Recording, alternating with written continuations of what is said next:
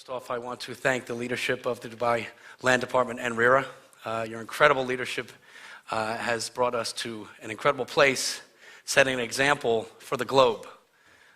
In fact, as we go through this journey, I think you'll see some dots connect over time. I'm going to take you back well over 10 years ago.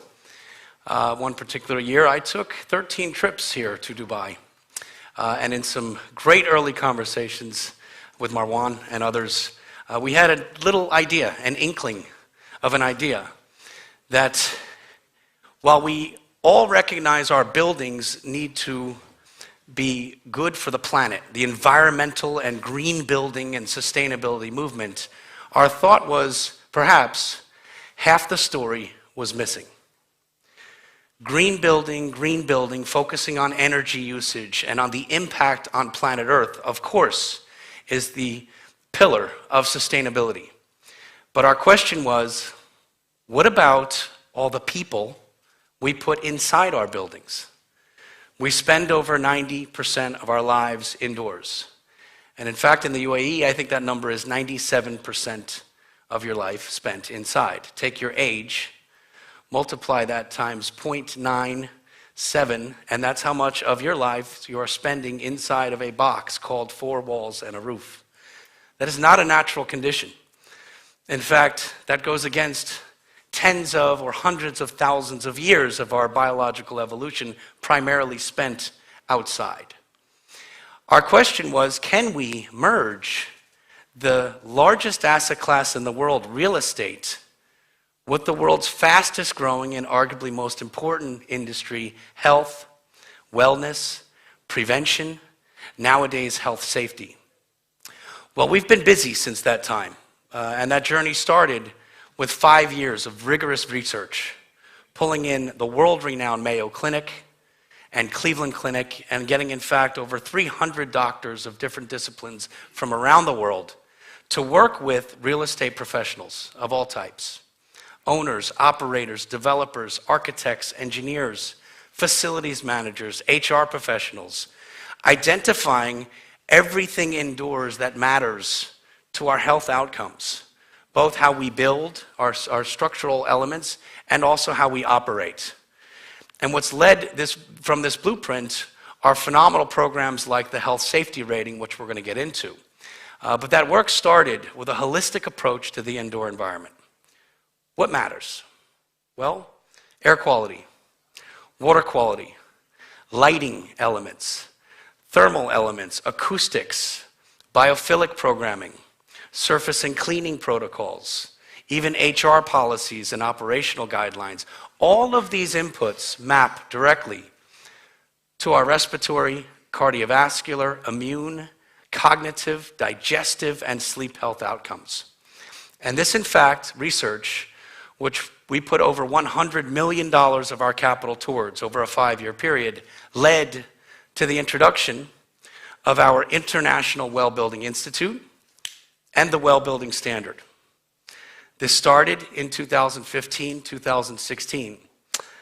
Proud to say, if you fast forward to today, the Wellbuilding Standard and the International Wellbuilding Institute are the world's largest and leading certification platforms for healthy and safe buildings. Our programs are in 130 countries. We have today over 4 billion square feet, 400 million square meters around the world achieving certifications and ratings. Companies including 25% of the Fortune 500, developers, small and large, all types of buildings, restaurants, stores, hotels, office malls, shopping malls, office buildings, shopping malls, stadiums, airports. Anything that's got a front door, actually, can adhere to the principles of the Wellbuilding Standard. And through the pandemic, what emerged was our focus to start with the basics. If you think of overall health and well-being, what are we really talking about? We're talking about how we live our lives, how long we live our lives, longevity, quality of longevity, but it starts with health and safety. And thus, the key pillar to begin that journey of the well-building movement has become the Well Health Safety Rating. As I landed here last night, we just started to look up some numbers, and I do recall in my first few visits to Dubai a long time ago, the population was 1.5 million people. And they said they expected that to grow to 3 and 5 million people. I mean, just phenomenal vision. And the leadership here captivated me. The ability to dream in a place like this captivated me. And coming back this morning or last night, this is now a 3.5 million person place from 1.5 million and growing, stronger than ever, more innovative than ever. And I'm so proud to announce this morning that through, again, the Dubai Land Department and RERA's leadership and commitment, as far as the Well Health Safety Rating, Dubai now has become #1 in the world. The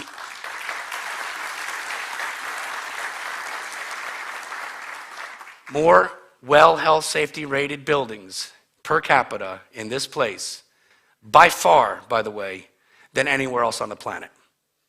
And with all these professionals in the room, all these leaders in the room, it's interesting to think we can look at this as the beginning, setting an example to show everyone in the world that any building, large or small, new or old, can start to adhere to better health and wellness standards and be third-party validated to do so. And a community of professionals coming together to celebrate this means what?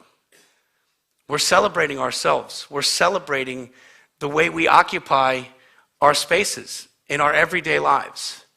It's interesting because as we have dealt with amazing medical folks, I mean, the top doctors in the world, they continue to come to us and say, you know, we haven't realized this, but perhaps real estate developers, real estate operators, real estate regulators could possibly have more of an impact on societal health outcomes than doctors. Because what surrounds us matters. If you think about our health outcomes, 5% of what may happen to any one of us in this room is genetic. We can't change that, at least not yet. Another 20 to 25% of our health outcomes are determined by our lifestyle and our access to care.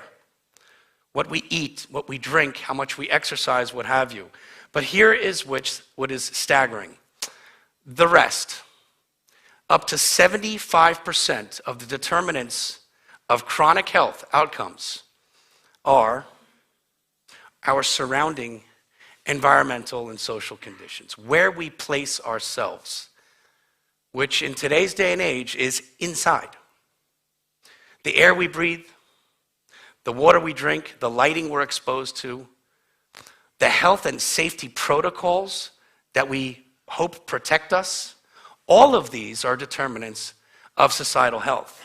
And thus, taking the world's largest asset class, real estate, and combining it with the world's fastest growing industry, health, wellness, prevention, putting those two things together, we argue, represents perhaps one of the most profound economic and societal opportunities of our time.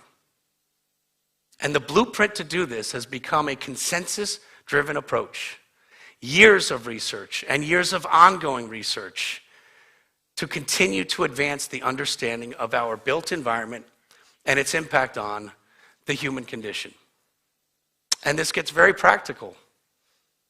Air quality leads to respiratory outcomes and cardiovascular outcomes. Water quality leads to digestive outcomes. Lighting, the type of lighting we take in through our circadian optic nerve determines all of our hormones for energy and sleep and our circadian rhythms. And this is a little preview as to what's next.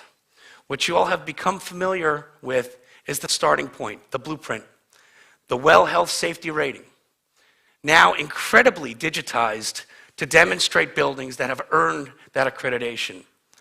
That's the beginning of the journey. Moving on and advancing to higher levels of certification that encompass an even more profound understanding of all these things we can do. And it's interesting, having spent 18 years on Wall Street prior to all this, I was fortunate enough to be a partner at Goldman Sachs. And I recall early on thinking, well, I mean, I have a perfectly fine thing here with a career, but I can't get this idea out of my head. And I do feel it's my calling to leave, to bring this to the world. And of course, there made a lot of sense with regards to, well, this is good for people. Using our real estate as a healthcare intervention tool to constantly and passively deliver prevention to people every day. You walk into a well-certified or a well-rated building, and your health improves. You walk into a well-certified platinum building with 100 features verified, your energy levels, your sleeping patterns, your respiratory outcomes. This is clearly something with tremendous societal benefit. But from a Wall Street lens, I also wondered, can this make sense economically as well? Is there a financial gain here? And it's so interesting because when you intuitively think, what would it mean if we took $300 trillion of real estate and infused it with what amounts to be trillions of dollars a year of spend every year in a brand new sector called health and wellness? Health and well-being are being infused into every consumer product category we touch nowadays. Organic food versus regular food. The wellness premium or version. Our question was, why not real estate? Why not our largest consumption? Where is the wellness offering for real estate? The homes we buy, the offices we occupy, the hotels rooms we stay in. And here's what we've now found. Years of data. Not only does this make sense, not only is this good for people, not only does this differentiate best in class versus not, but guess what? It makes money. There are premiums to well-certified buildings versus not. In fact, JLL and MIT independently conclude through their research that commercial office leasing rates get 7% premiums on well-certified and rated buildings versus not. In hotels, we've seen 6 years of data now. Wellness-infused hotel rooms, for instance, our Stay Well program with the likes of MGM, Marriott, Wyndham, Four Seasons. Wellness-infused hotel rooms generate 20 to 25% room rate premiums versus identical rooms in the same hotel that don't have the health and wellness amenities. Why? Well, it becomes personal. Someone staying in a hotel room, they'll sleep better. They'll breathe easier. They'll cure their jet lag or eliminate their jet lag. These are things people look for. So this wellness real estate proposition has become a paradigm to have made tremendous sense from a societal standpoint and an economic standpoint. And again, this is just beginning. This journey requires leadership. Our solutions platform has now gotten into very specific, best-in-class understanding of products for air filtration, water filtration, circadian lighting. Our standards and development team continues to innovate and create more levels of the Wellbuilding Standard. And it's just so wonderful to come back to a place like this, where these nascent ideas started, and again, through the great leadership, see that not only can this work, this can scale. And this can become the new normal, where hopefully we'll all look back one day, and it's not called wellness real estate anymore, it's just our real estate. And we think back, remember a time when we didn't consider the health and well-being of the occupants that we built all this real estate for? Remember when the term sustainability only meant environmental sustainability and not also human or biological sustainability? And so it's an exciting time. Our incredible team and their tireless efforts, and particularly, Tika, your efforts to convene this. Big round of applause to you, by the way.